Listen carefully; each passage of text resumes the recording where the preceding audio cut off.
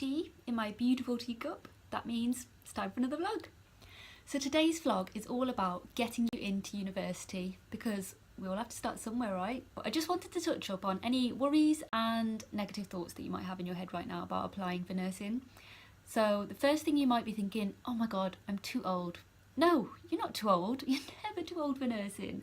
And to be honest, in my year, we've got loads of people that are 30 plus. And that's not old. I'm 34 on Tuesday, I'll have you know. I pay my bills, I pay my rent, everything. And do you know what? I can afford it. It's not as bad as you think, guys. So don't think you're ever too old. You know, there's so much help and funding and things that you can apply for.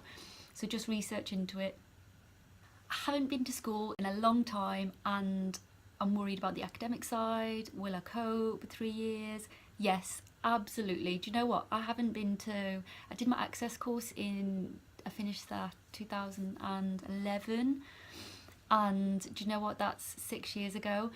And do I think that I could ever have done this? No. I did worry about it. I'm not academic at all. My first assignment I got 55%, but do you know what? My second assignment I got 75%, because as long as you put the work in, you're going to get the results. So don't worry, there's plenty of help at university for you to do this. Don't ever worry that you're going to struggle, because even if you are struggling, there's help out there. So make sure you seek help, guys. Common worry that I found in people is, I haven't got enough healthcare experience. I haven't got any healthcare experience. You know, I work in an office, I work in a factory, I work in hospitality, I work in a retail store. Do you know what? It doesn't matter, because all of the skills that you have are completely transferable to the course. And just because you haven't got experience doesn't mean you're not going to be the best nurse out there, because you are and you can be. So please don't ever worry about that. And I started personally in hospitality as well, and then I went on from there to do this. So I can do it, you guys can definitely do this. So please erase that negative thought and carry on. Talk about the really important stuff, your personal statement that's gonna get you a place in university. Now, please, I'm not qualified to give this sort of advice. I'm just a student myself. I'm just going on what I've experienced myself and other students.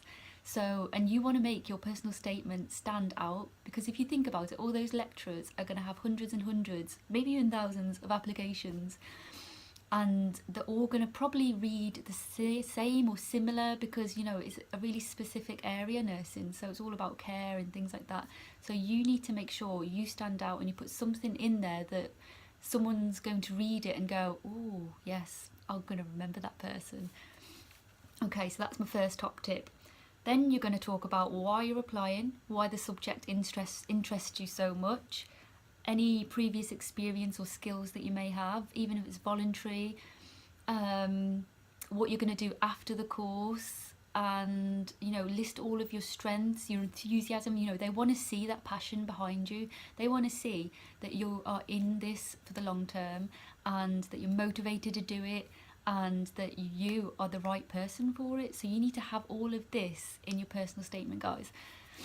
And so you want to put proud moments in there as well. If you've got anything you're proud of, put it in there, something that you're going to really show off and bag your place at university. So put everything in there. Don't feel like, oh, I don't want to put that because I sound really big-headed. Just do it. Just be brave, be bold, go out there, show your passion, enthusiasm, everything. Put it all in.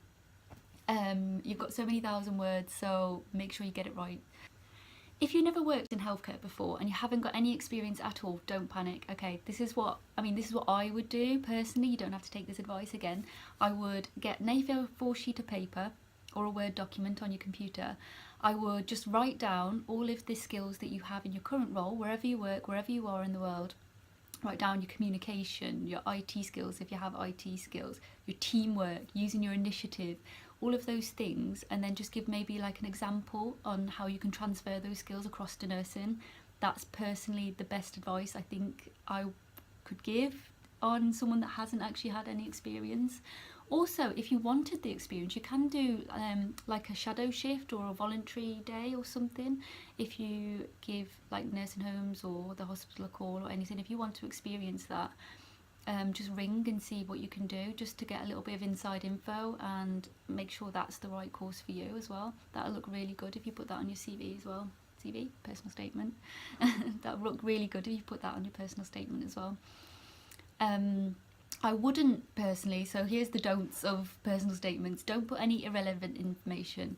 Don't make it up. Why? Just don't do it. Never make things up. Don't make an unsupported claim. So if you claim something, back it up. If you say, I've done this, and then go on to something else, no.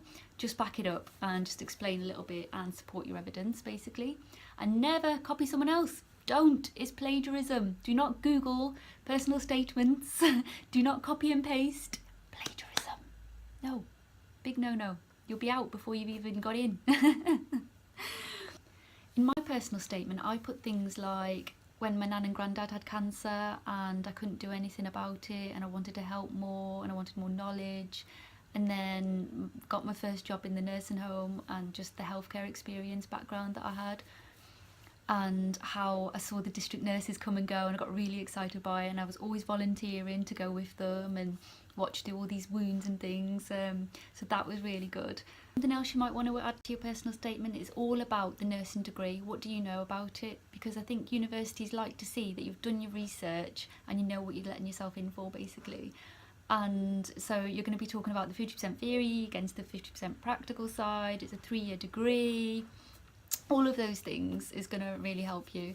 And don't mention specific universities, because your personal statement that you write will get sent out to all of your 5 choices of universities. So it's a big no-no. My first love is Birmingham City University. I love it, and it was my only choice, first choice. I didn't want anyone else. Obviously I had 4 other choices as backup options, so I would never have put Birmingham City University into my personal statement just in case I didn't get in, and then it went against me for the other universities. So just don't do it. You don't need to. And finally, my last piece of information for personal statements would be, make sure you write it on Word document first, and once you've done that, get someone to proofread it.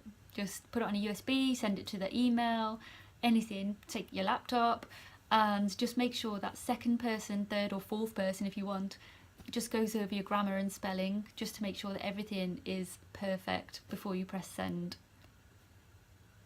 So that's all my information that I have for personal statements. If anyone else has any further information, advice, help, please comment below, because someone really might need it.